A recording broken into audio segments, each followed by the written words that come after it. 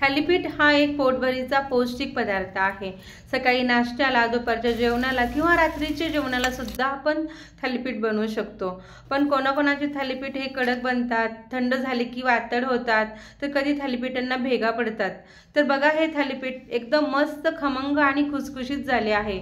घरात उपलब्ध असलेल्या पिठांपासूनच आपण हे थालीपीठ बनवलेलं आहे आणि थंड झाल्यानंतर सुद्धा हे 2 ते 3 दिवस असेच मऊसूत राहते। तर हे थालीपीठ असेच मऊसूत राहण्यासाठी काही खास टिप्स आज मी तुमच्याबरोबर शेअर करणार आहे। त्यामुळे व्हिडिओ हा शेवटपर्यंत नक्की बघा। चला तर मग थालीपीठ बनवायला आपण सुरुवात करूयात। थालीपीठ खमंग होण्यासाठी आपण एक सुरुवातीला वाटण करू। तर या वाटणामध्ये आपल्याला 6 ते 7 हिरव्या मिरच्या, 10 ते 15 लसूण पाकळ्या, 1 चमचा धने, अर्धा चमचा जिरे आणि पाव चमचा ओवा घेतलेला आहे मी इथं। आता हे सगळं साहित्य आपल्याला मिक्सरच्या भांड्यात घालून पाणी न घालता जाडसर वाटून घ्यायचं आहे। तर बघा, इथं आता मी हे सगळं साहित्य मिक्सरच्या भांड्यात घालून घेतलं। इथं तुम्ही मिरचीचं प्रमाण तुमच्या आवडीनुसार कमी अधिक करू शकता। आता हे सगळं साहित्य असं छान वाटून घेतलं की हे थालीपीठ आपलं खमंग बनतं। आता हे सगळं वाटण आपण एका प्लेटमध्ये काढून घेऊ। आता बघा, इथे तुम्ही बघू शकता की आपलं हे वाटण असं जाडसर केलेलं आहे। तर आता आपण थालीपीठांसाठी पीठ मळून घेऊ।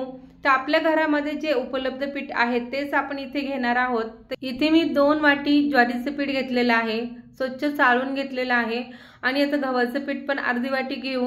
पाव वाटी बेसन पीठ घेतलेलं आहे आणि पाव वाटी पोहे भिजवून घेतलेले आहेत। पोहे घातल्यामुळे थालीपीठ चांगले मऊसूत होतात। आता इथे तुम्ही तुमच्याकडे जर बाजरीचं पीठ उपलब्ध असेल किंवा नाचणीचं पीठ असेल किंवा तांदळाचं पीठ असेल तर तेही इथे घालू शकता। फक्त एवढंच की ते प्रमाणात घालावे लागतात। आणि फक्त इथे बाजरीचं किंवा ज्वारीचं पीठ हे थोडं जास्त घ्यायचं, बाकी पीठं थोडी कमी कमी प्रमाणात घ्यायची असतात। तर इथे आता मी एक गाजर खिसून घेतलेला आहे। इथे तुम्ही काकडी, भोपळा सुद्धा खिसून घेऊ शकता। एक बारीक कांदा सुद्धा मी चिरून घालत आहे आणि भरपूर सारी कोथिंबीर अशी बारीक चिरून घेतलेली आहे, ती पण आपण घालून घेऊ। इथे जरी रात्रीची भाजी शिल्लक राहिलेली असेल तीही पालकची किंवा मेथीची पातळ भाजी ही तुम्ही इथे घालू शकता किंवा मेथी चिरूनही घालू शकता। आणि इथं आता मी वाटण जे आपण करून ठेवलं होतं तेही आता घालून घेतलेलं आहे आणि चवीनुसार मीठ घालून घेऊ। असं हे सगळं साहित्य असं घालून घेतलं की चांगलं हे थालीपीठ पौष्टिक बनतं। आता इथं पाव चमचा हळद घातलेली आहे, म्हणजे थालीपीठांना चांगला कलर येतो। आणि हे थालीपीठ चांगले 2 ते 3 दिवस मऊसूत राहण्यासाठी इथे मी कच्चं 1 चमचा तेल सुद्धा घालून घेत आहे। तेल घातल्यामुळे थालीपीठ एकदम आतून मऊ राहतात आणि वरून चांगले खुसखुशीत होतात। तर आता बघा, हे आपल्याला चांगलं मिक्स करून घ्यायचं आहे। आता बघा, इथं चांगलं असं चोळून घेतलेलं आहे, म्हणजे तेल जे टाकलं आहे ते सगळ्या पिठाला लागलं जाईल। आणि आता असं थोडं थोडं पाणी घालून आपल्याला हे पीठ चांगलं भिजवून घ्यायचं आहे। आता हे पीठ मळताना जास्त आपल्याला घट्ट मळायचं नाही, कारण आपण थालीपीठ हे कापडावर किंवा प्लास्टिकच्या शीटवर थापून घेतो, त्यामुळे किंचितसं आपल्याला सैलच ठेवायचं आहे हे पीठ। त्यामुळे पाण्याचा अंदाज येण्यासाठी आपल्याला असं हाताच्या मुठीवर घेऊन थोडं थोडं करूनच पाणी या पिठामध्ये मिक्स करायचं आहे। आता बघा, हे सगळं एकत्र गोळा करून घेतलेलं आहे मी। आता इथं आपण बघायचं आहे की ही पीठ आपलं घट्ट आहे की पातळ आहे। थोडंसं मला घट्ट वाटतंय म्हणून मी थोडंसं पाणी घालून अजून चांगलं मळून घेते आहे, कारण हे पीठ मला सैल करायचं आहे, आपण सैलसरच ठेवायचं आहे। आणि बघा, आता व्यवस्थित आपलं सैलसर पीठ झालेलं आहे, आपण चेक करू शकतो। बघा, थालीपीठाच्या पिठाची कन्सिस्टन्सी अशी हवी आहे, तुम्ही इथे पाहिलीत ना। तर आता इथे आपण थालीपीठ जे कॉटनच्या कापडावर थापणार आहोत ते कापड असं पाण्यात भिजवून घ्यायचं आणि आपण चपातीला जसा उंडा करतो त्याप्रमाणे याचा उंडा करून घेऊया। उंडा थोडासा असा मऊ करून घ्यायचा आणि जे कापड आपण ओलसर करून घेतलेलं होतं ते मी पोळपाटावर टाकून घ्यायचं आहे। आता आपल्याला थोडंसं पिळून घ्यायचं आणि हे कापड आपल्याला असं पोळपाटावर पसरून घ्यायचं।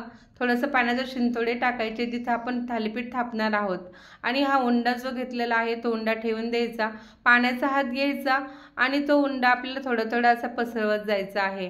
पाण्याच्या हाताने हा उंडा आपल्याला असाच पसरवता येतो, तो पुढे पुढे सरकतो आणि गोल छान एकसारखं मध्यम साईजचं, जास्त पातळ नाही आणि जास्त जाडही नाही ठेवायचं आपल्याला। बघा, आता व्यवस्थित छान असं गोल झालेलं आहे, छान थालीपीठ पसरलेलं आहे। थालीपीठ थापत असताना तवा सुद्धा आपल्याला गॅसवर गरम करायला ठेवायचा आहे। आणि बघा थालीपीठ थापून झालेलं आहे, असं मध्ये त्याचे होल करून घ्यायचे म्हणजे थालीपीठ चांगलं भाजलं जातं। आता तवा सुद्धा गरम आहे, तव्यावर थोडंसं तेल लावून घ्यायचं आहे। असलेलं थालीपीठ असंच उचलून आपल्याला तव्यावर घालून घ्यायचं आहे।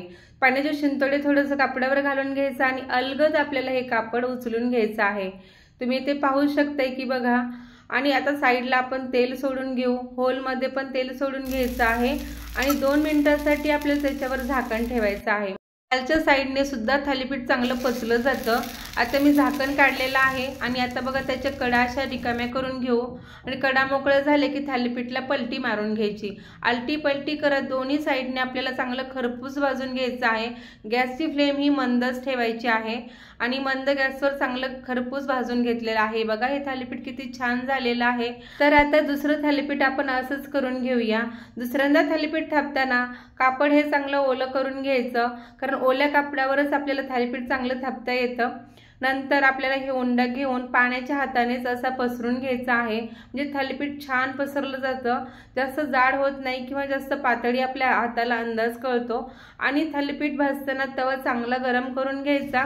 थालीपीठ तव्यावर घालताना गॅसची फ्लेम ही मंद करून घ्यायची।